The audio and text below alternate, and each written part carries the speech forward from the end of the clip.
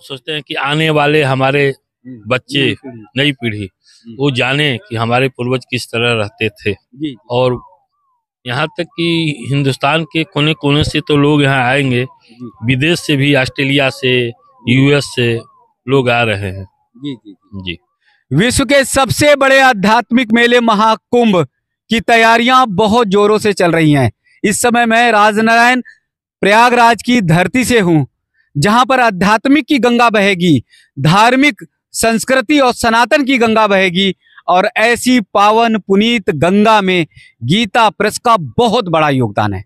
अगर भारत में सनातन को बचाने का किसी ने काम किया है, सनातन की धारा को और बहुत तेजी से प्रवाहित करने का काम किया है, तो गीता प्रेस का बहुत बड़ा काम है। और आज मेरा सौभाग्य है कि देखिए ना, गीता प्रेस के लिए ये पूरा परिसर जो है वो तैयार हो रहा है। अब आप समझ सकते हैं कि यहाँ से कितनी सारी धार्मिक गंगा बह निकलेगी। हम तो यहाँ पर संगम यानी 3 नदियों का, गंगा, यमुना, सरस्वती का आचमन करेंगे, पावन पुनीत उसमें आस्था की डुबकी लगाएंगे।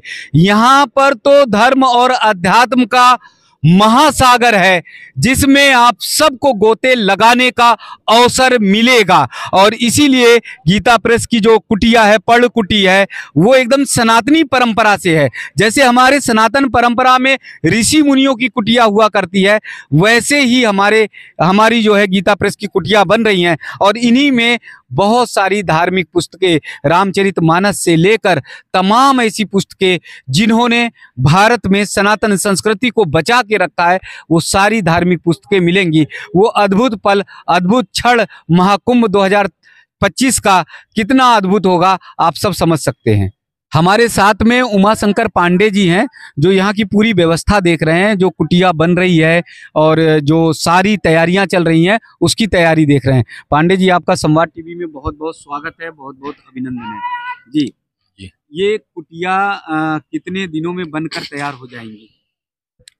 करीब 5 जनवरी तक हो जाएंगी जी। कितना बड़ा परिसर है, क्षेत्र है, चलते चलते अगर? ये 500 बाई 500 का है जी। और ये खास बात पांडे जी मैं देख रहा हूँ कि और जगहों पर जैसे टेंट हैं, लेकिन यहाँ पर मैं देख रहा हूँ कि गीता प्रेस में पर्ण कुटी है, जिसे घास फूस की कुटिया जो हमारे संत महाराज जी लोग रहते थे। हाँ, पहले के ऋषि मुनि इसी पर्ण कुटी में रहते थे। उसी के अनुसार हम लोगों को सोचते हैं कि आए रहें जी। उन लोग को पुरानी चीजों का एहसास हो जी। आज के नए बच्चों को एहसास हो कि पहले ऐसे हमारे ऋषि मुनि या किसान जी जो रहते थे गाँव में जी, वो भी उसकी झोपड़ियों में पहले रहते थे जी। महल तो इधर 40-50 वर्षों से ज्यादा हुआ है, पक्के के घरों जी। तो हम लोग सोचते हैं कि आने वाले हमारे बच्चे, नई पीढ़ी वो जाने कि हमारे पूर्वज किस तरह रहते थे जी।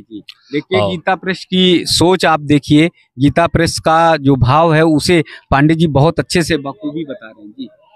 तो हम लोग करीब 200 झोपड़ी बनाएंगे। हाँ, और यहाँ तक कि हिंदुस्तान के कोने कोने से तो लोग यहाँ आएंगे, विदेश से भी, ऑस्ट्रेलिया से, यूएस से लोग आ रहे हैं जी। क्या क्या नया रहेगा? वैसे तो धार्मिक हमारे वेद पुराण, धर्म, अध्यात्म की सारी चीजें रहेंगी, और क्या चीजें नया रहेगी? नया में जो हम लोग पूर्ववर्त करते हैं वही है। बस हम लोग का ये प्रोग्राम है कि ज्यादा से ज्यादा लोग भंडारा में आवे। हम लोग भंडारा करते हैं।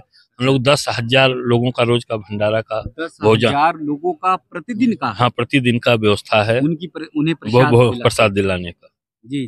तो आप देखिए, गीता प्रेस को आप जानते होंगे कि धार्मिक पुस्तकें वो हम तक पहुंचाने का काम करते हैं, लेकिन गीता प्रेस के परिसर में यानी कुटिया में 10,000 लोगों का यानी श्रद्धालुओं का प्रतिदिन प्रसाद का भंडारा भी होता है। ये नई जानकारी पांडे जी ने दी है उन श्रोताओं के लिए, उन दर्शकों के लिए जो गीता प्रेस से अभी शायद ना वाकिफ हो। और जो भी लोग आवे उनको रहने का व्यवस्था, जैसा लोग हैं, पंडाल लगाएंगे और सभी लोग रहें। ऐसा ना हो कि कोई आवे यहाँ से फिर कर जाए जी। उनकी व्यवस्था हाँ, सभी रहने का सभी को जी। तो यहाँ तो मुझे लगता है कि 8-10 ट्रकों से धार्मिक पुस्तकें आएंगी। हाँ, बहुत बहुत पुस्तकें आएंगी। होलसेल का भी यहाँ बिक्री होता है, फुटकर भी होता है। पूरे मेले में यहीं से पुस्तकें जाती हैं, जितनी दुकानें हैं। जी जी जी। कब तक शुरू हो जाएगा?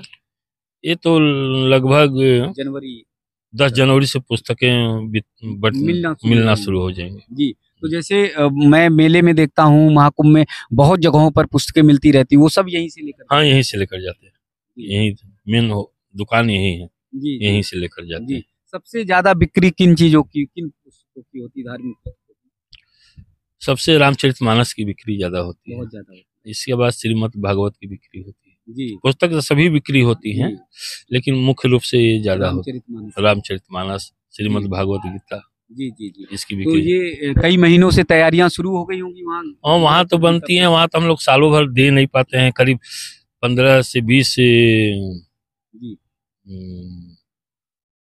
भाषा में बनती है। बंगाली में, हिंदी में तो बनती हैं, तेलुगु में, आंध्रा में, जो भी, गुजराती में डिमांड होती है कि सप्लाई करना बड़ा मुश्किल रहता है। जी। तो ये सब के लिए, आयोजन के लिए मैं देख रहा हूँ पांडे जी, ये सब के लिए तो बड़ी सुविधाएं जुटानी पड़ती हैं। कहाँ से ये सब घास फूस इकट्ठा करते हैं? कहाँ? ये तो यहाँ के लोकल ठेकेदार लगा देते हैं, दे देते हैं। हाँ। इसके बाद फिर हम लोग अपना सब व्यवस्था रखे हुए हैं। जी जी। चौकी नीचे लगाते हैं, फिर उसके बाद कारपेट बिछाते हैं, फिर उसके बाद चौकी बिछाते हैं। जी जी। कंबल गद्दा सब व्यवस्थित देते हैं जो लोग आते हैं। जी। तो करीब करीब कितने लोग आ जाते होंगे? यहाँ रहने की कितनी व्यवस्था हो पाती होगी? कम से कम 2000 लोग रह सकते हैं। हाँ। उनके लिए कुटिया में ऐसी व्यवस्था रहती है? हाँ, कुटिया है, एपी टेंट है। जी जी जी। और बाकी विश्व से बहुत लोग जुड़े हैं गीता प्रेस से। हाँ, तो इसके कारण यहाँ लोग आते हैं, आना बहुत जो लोग जुड़े हैं, इसलिए लोग आते हैं। जी जी। अच्छा, कुटिया में आए लोग क्या क्या ध्यान रखें? जो श्रद्धालु भक्तगण आए, उन्हें किन किन चीजों का ध्यान रखना चाहिए? उन लोग को हम लोग तो भोजन का व्यवस्था देते हैं। जी। वो लोग अंदर कुछ दिल्ली पूजा भी करें तो धूप बत्ती न जलावें, इसलिए कि फूस की झोपड़ी है। हाँ, और कोई ऐसी ज्वलनशील पदार्थ न यहाँ रखें जी, जिससे कि कोई दिक्कत परेशानी हो। गीता प्रेस के कितने कर्मचारी होंगे जो लोग यहाँ पर आएंगे और व्यवस्थाओं को संभालेंगे? कम से कम 150 होंगे। हाँ, जो व्यवस्थाओं को संभालेंगे। जी। कई बार ऐसा भी होता है माघ मेले में, महाकुंभ में, कि अरे पुस्तकें कम पड़ रही है, और मंगाइए। ऐसा है कि जो पुस्तकें छपी रहती हैं तो आ जाती हैं, तत्काल छप कर आना तो मुश्किल, संभव नहीं होगा। उसमें भी रास्ता रोक का सिस्टम रहता है। जी जी। गाड़ी नहीं आ पाती हैं। हाँ। तो जो पहले आ जाती हैं तो वो आ जाती हैं। जी जी। हनुमान चालीसा भी मांग रहती है, खूब मांग रहती है हनुमान चालीसा भी।